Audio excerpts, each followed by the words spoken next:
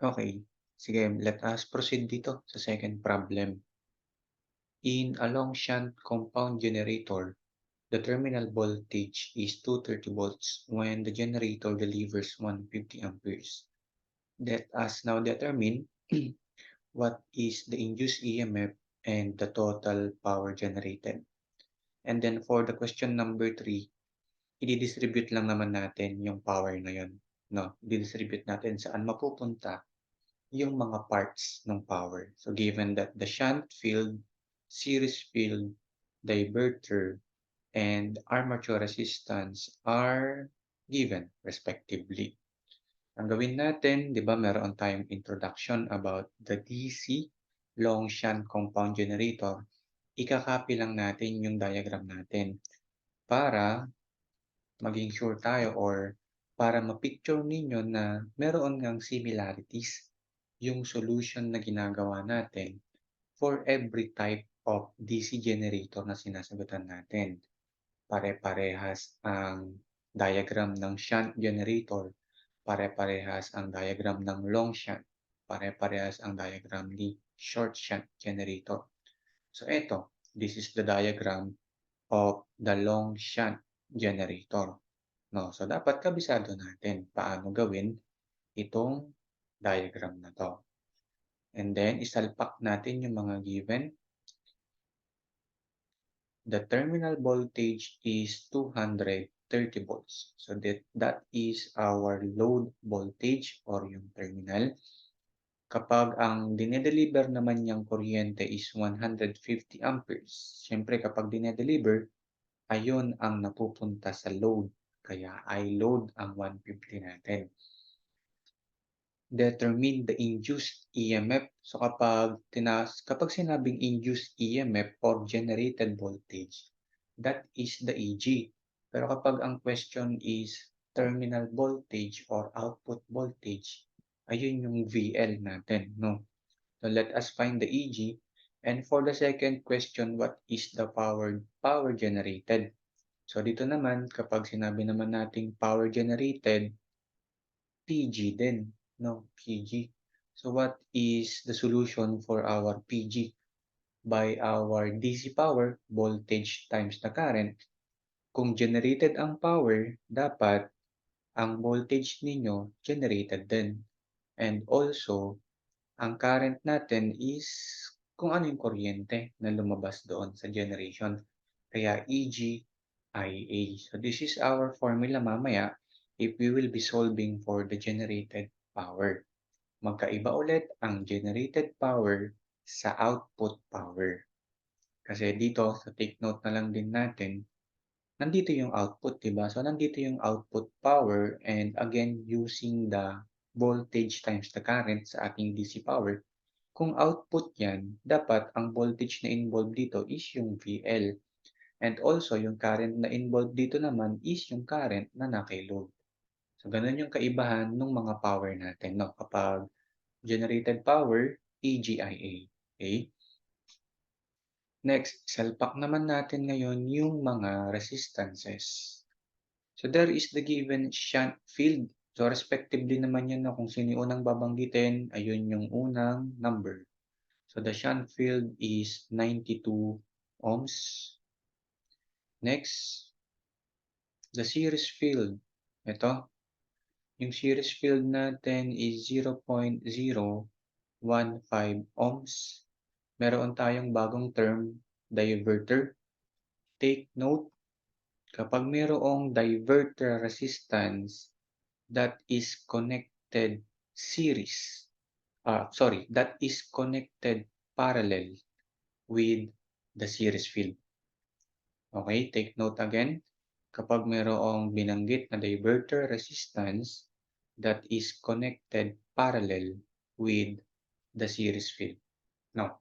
So, maglalagay tayo ng parallel connection dito. Parallel na diverter tsaka series field. And then lastly, the armature resistance is 0.032. Ito naman yon, 0.032. Okay. So let us now solve our problem. So unahin natin yung current. So mapapansin naman natin 'di ba if we are solving problems about generator, DC generator, hindi nawawala si KCL, hindi rin nawawala si KVL. So let us always try na lang siguro na mag-umpisa sa KCL. And then the KCL is that the IA is equal to IL plus I shunt. So sana hindi nyo pa nakalimutan from our introduction, the IA is the sum of the load and the shunt currents. No. So makukuha natin dito yung IA. Sige, given naman yung IL 150, pero dahil wala tayong nailagay na quantity dito kay I shunt, let us use the R shunt, no? Para makakuha ulit ng current using the resistance, we need the Ohm's law. Current is equal to voltage over R.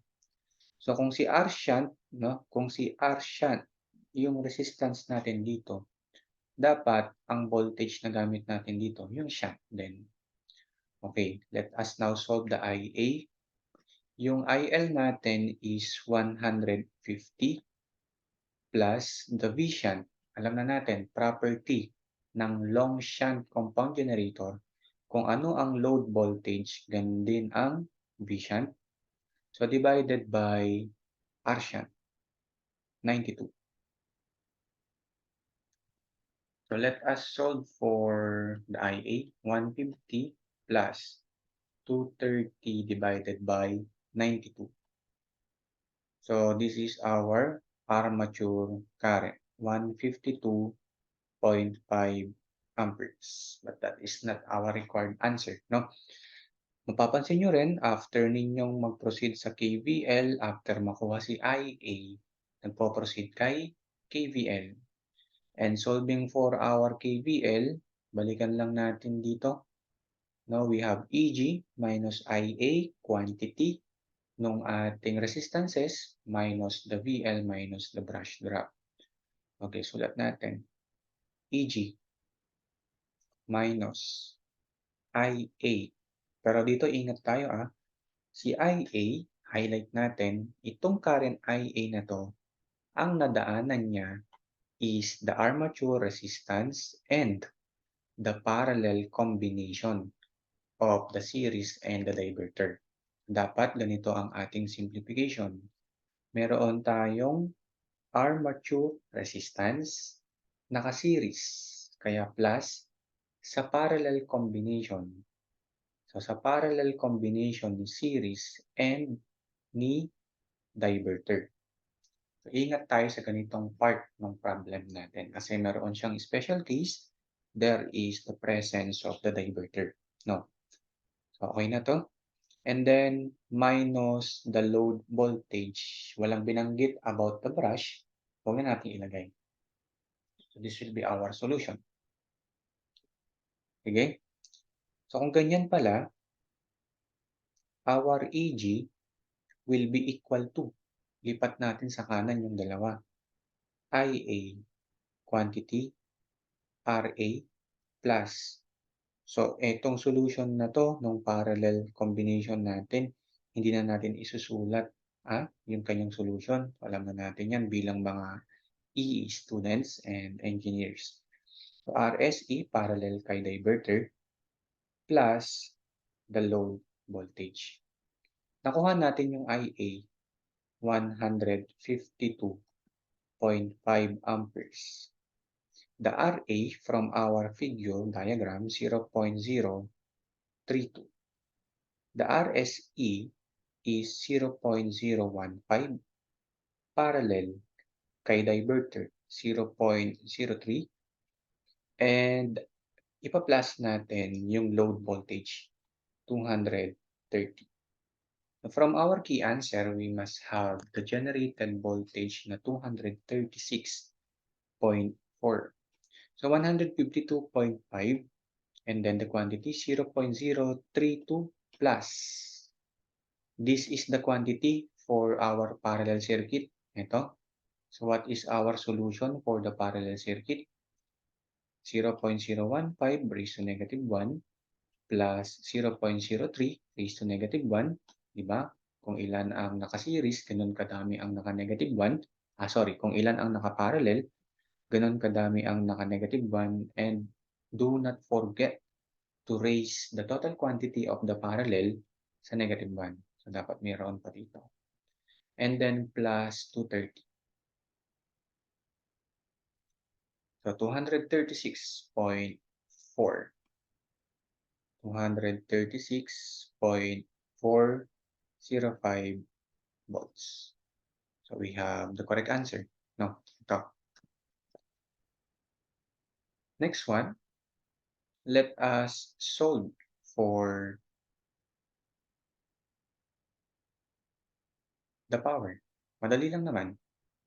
Madali lang ang power natin. We have the formula. We already have the formula. The generated power is equal to the EG times the IA. The EG is 236.405 and the armature current is 152.5.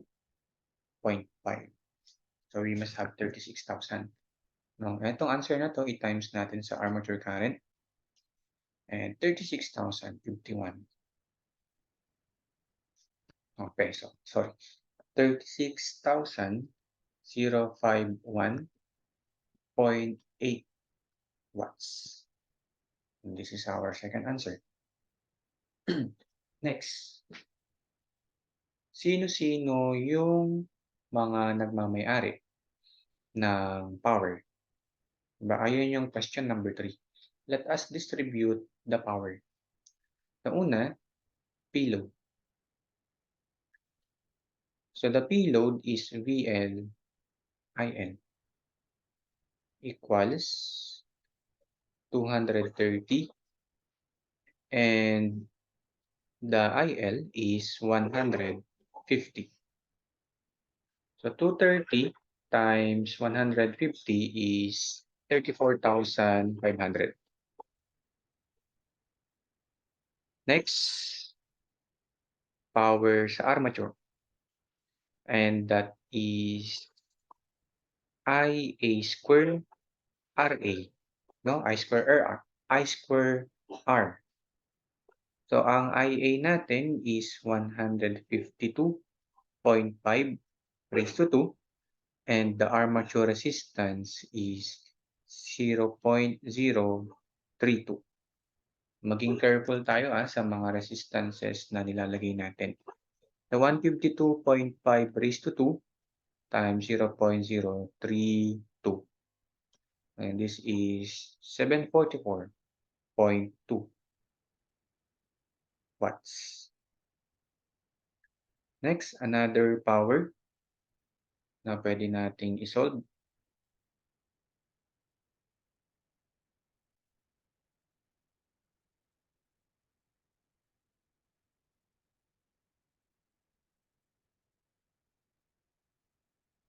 is the power. Diba kasi ito pa lang yung nilagyan natin ng power, tsaka yung load. So, meron pa tayong shunt and the parallel combination.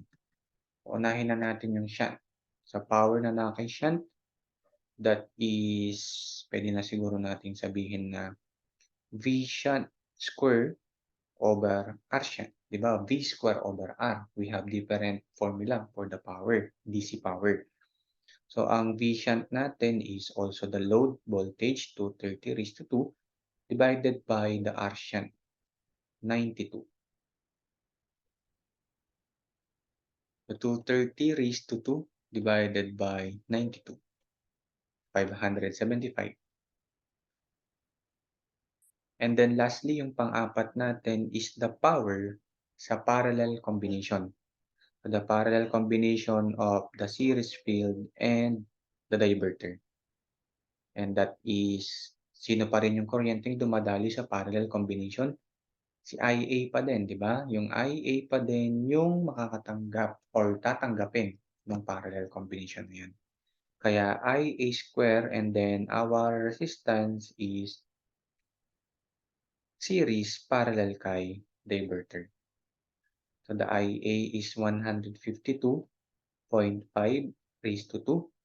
And again, our formula for the series combination or parallel combination is ito 0.03 parallel kay 0.015.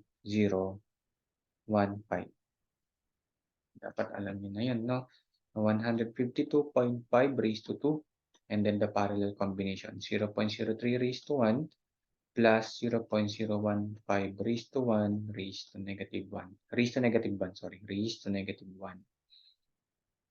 And this is 232.56. 232.56 watts. So, paano natin masasabi na tama ang distribution natin?